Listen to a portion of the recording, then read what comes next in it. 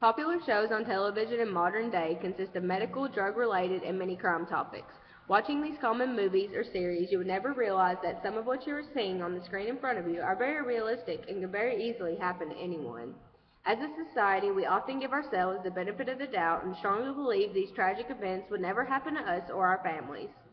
I used to be the same way. I was so unmindful to how drugs can not only affect the actions of an individual, but how they can also affect the people around them. Through the loss of my stepfather, I realized how great of an impact drugs can really have on a family and a person. I didn't realize how much they take a person over and change them completely. The impact from this tragic event caused me to grow up at a younger age than most. Only through a dramatic change in my life was I forced to become as knowledgeable and independent as I am today. The night of his death is when I changed the most as an individual.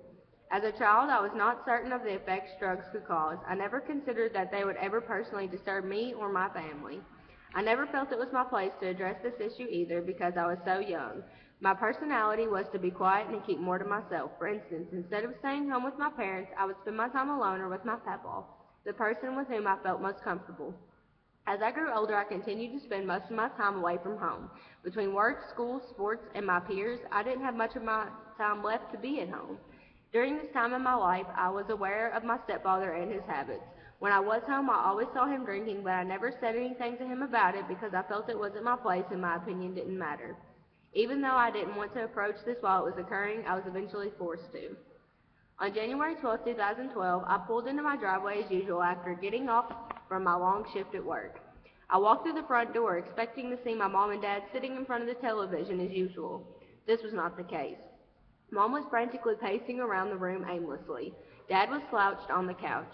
His skin was the color of ash, and beads of sweat poured down his face. I rushed towards him immediately, checking his signs as I approached him. His pulse was not only faint, but rapid. I continued my evaluation by examining his breathing. It was labored, and within a short period of time, he began to pant. To the touch, his skin felt cold and clammy. He was completely unresponsive to his surroundings.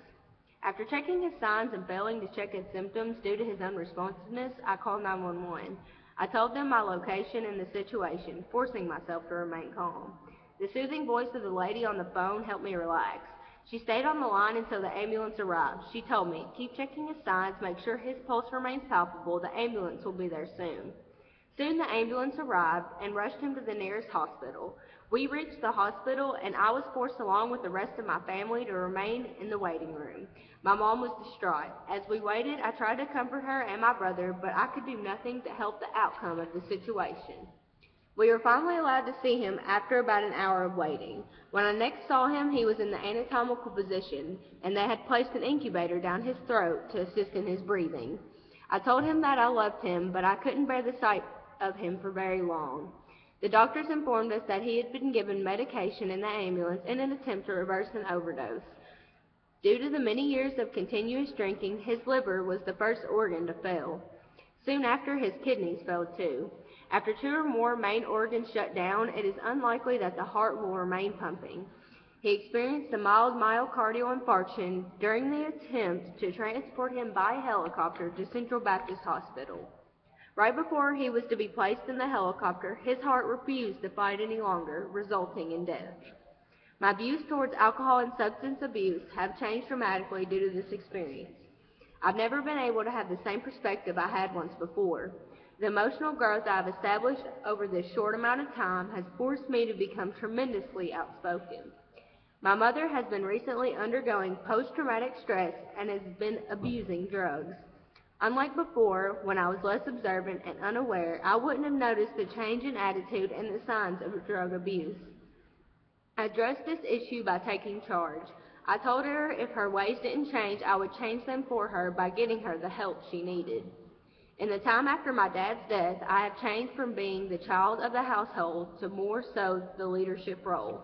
I held a full-time job throughout my senior year and supported my mother and myself.